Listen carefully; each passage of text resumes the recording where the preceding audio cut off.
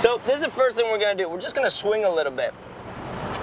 I say no false grip if you're gonna kip and swing and do crazy stuff. It just feels uncomfortable. I've tried to demo it with false grip. My shoulder flexibility and mobility sucks, so it just doesn't work. So I decided to take that thing away and let's just go no false grip.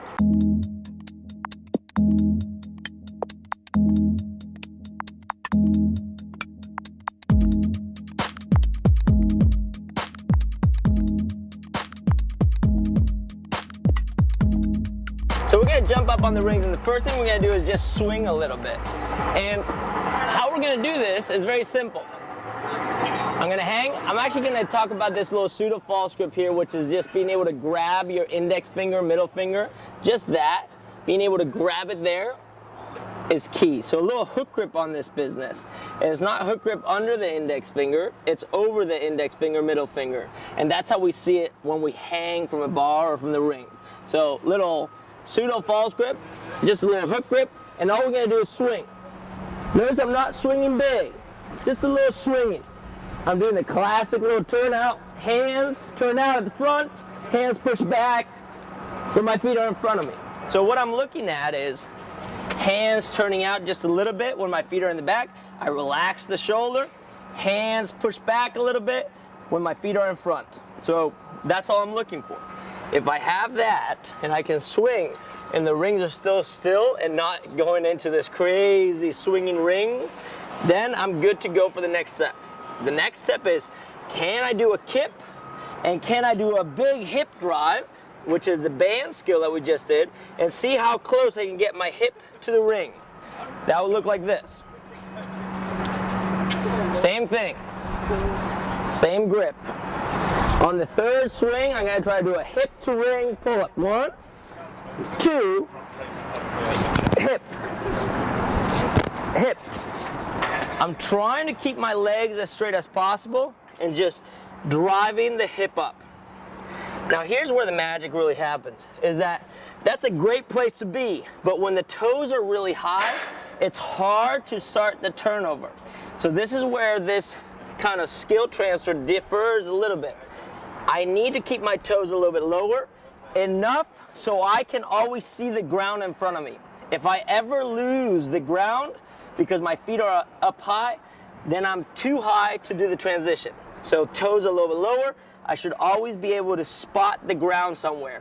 Doesn't mean that it has to be the ground close to me, but at least see the ground a little bit. So ideally, if you ran this at slow motion, I should be able to spot the ground. There should be a little bit of an angle.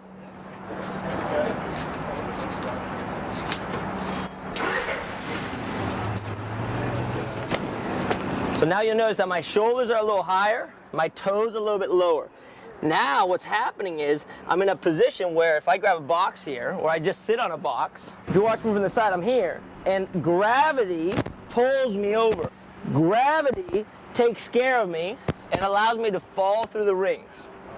So if I'm brave and I've done my skill transfer right and I've done the movement prep right, now from this hip on ring position, all I want to do is fall through by doing a sit-up, pull my heels to my butt. Fall through, do a sit-up, pull my heels to the butt. Key thing is that I do not drop my knees.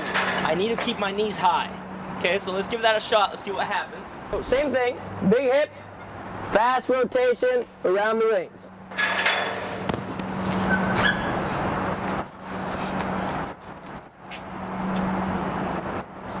If I am capable of meeting hip to ring, toes down, see the floor, and I do a sit-up into a heel drive, I will be getting myself over the rings and receiving no problem. Notice, I did not need a false grip.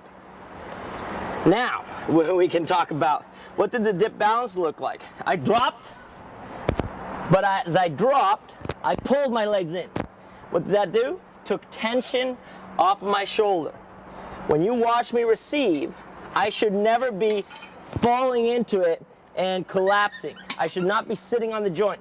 I should be pulling myself into the ring and fully supported.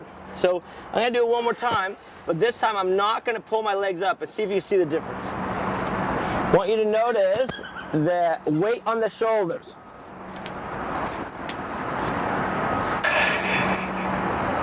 Weight on the shoulders is heavy.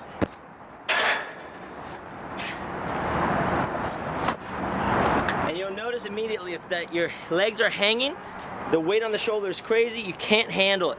But if you pull your legs up with you, do that sit up, pull the heels in, you're gonna be light and efficient. Now, you didn't see me finish the muscle up because I didn't finish the press out.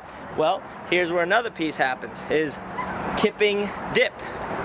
If I receive in this position, I could kick out and try to press myself up, but I don't get that kip effect. So this is where the nuance happens. I need to be able to drop my leg a little bit, pump kick. Drop my leg a little bit, pump kick. So instead of just receiving in a ball, I'm gonna go ball. Right when I receive, I'm gonna drop the leg just a little bit, doesn't have to be full extension. Pop up, come out. Pump up. Same thing on the way down. Hip up, rotate, drop, pull, kick. That's kind of the tricky part. But the easy part of the muscle up is the dip. Everyone can dip. You can get strong there.